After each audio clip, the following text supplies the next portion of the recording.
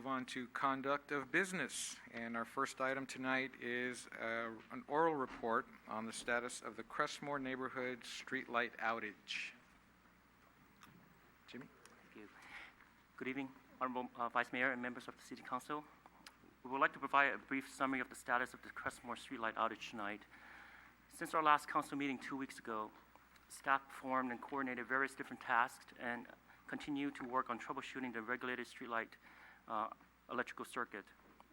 To troubleshoot, staff separated the RO circuit into two separate areas. One area is considered north of San Bruno Avenue and the other south of San Bruno Avenue, as shown on the slide.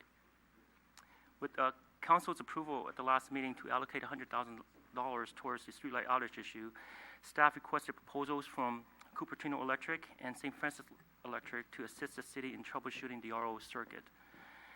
In the meantime, staff continued to work with Flowers Electric. Damaged electrical wires that run across San Bruno Avenue were replaced. Flowers Electric excavated and installed a new pull box in San Bruno Avenue near Crestmoor Drive. Approximately 400 feet of damaged electrical wires were removed and replaced as well. Staff also met with PG&E representatives that Friday, November 13th, to discuss the feasibility of providing power to some of the streetlights in the Crestmoor neighborhood using secondary power source. The city submitted an application to PG&E the following Monday to start the process. PG&E is evaluating their electrical network to determine the feasibility of providing temporary power to the streetlights. They provided a current tentative schedule of 3 to 5 months for design and construction of the secondary power source. We had some success with our troubleshooting efforts. Last Monday, with the help of PG&E, the RO circuit was energized for the area north of San Bruno. Approximately 23 out of 27 streetlights were working. With our success at the north area, we began concentrating on the area south of San Bruno Avenue. After replacing the electrical wires on Tuesday morning, and staff connected the wires from the area south of San Bruno Avenue to the RO circuit. That Tuesday evening, the RO circuit had issues again. By connecting the area south of San Bruno Avenue, staff noticed some of the streetlight fixtures started to fail or burn. PG&E was called to de-energize the RO circuit to prevent further damage to the system. Since the fixtures are antiquated and burning, staff decided to replace the fixtures with LED and step-down transformer. The city initially installed 3 locations with LED fixtures and step-down transformer within the RO circuit, which has been operating without issues. Flower Electric has been working to replace the fixtures with LED and installing the step-down transformers in the area north of San Bruno Avenue. They completed the work this morning, and a day burn test was performed with the help of PG&E. We currently have some success. 27 out of 27 streetlights in the north area are working.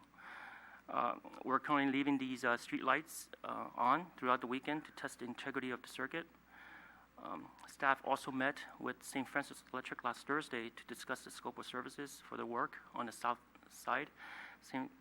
Francis will be tasked to test the electrical wires at the south of San Bruno area from streetlights pole to pole, and they will be removing and replacing the electrical wires as needed.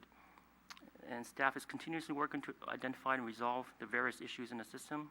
We currently don't have an estimated time to when all the streetlights will be back online, but we're making some progress. San Bruno Police Department is also aware of the outage and has increased patrols in the neighborhood. So during the hours of darkness, frequent scheduled patrols are occurring in the affected areas.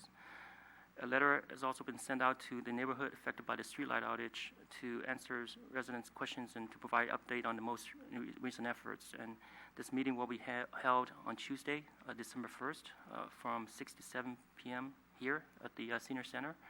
And residents are encouraged to attend this meeting.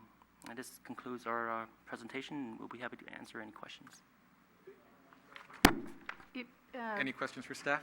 If I may insert a quick comment, I just wanted to emphasize something that the acting director said, and that was that the lights did go on today as part of a daytime testing operation, and it is staff's current expectation, assuming that the lights remain in operation, that they will burn day and night through the weekend.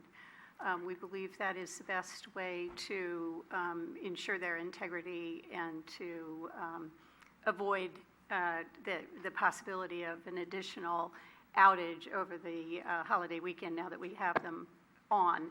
So I wanted to make sure that residents were aware that that is a planned situation and that they should not be alarmed that the lights remain on during the day. Obviously, that is not a permanent situation, but one that we believe is prudent in the current situation. Okay, thank you. Through the chair. Also wanted, and I stepped down, so maybe it was mentioned, but I also want to acknowledge that our police department also has been engaged up in the area that have the lights out and have been making extra patrols and making sure and doing their due diligence since it is obviously darker to try to ease some of the residents' concerns with potential break-ins. So they are making a concerted effort, have been, and continue to. So thank you. And I wanted residents to be aware of that as well. Any other questions? Okay. Well, thank you for your work up there.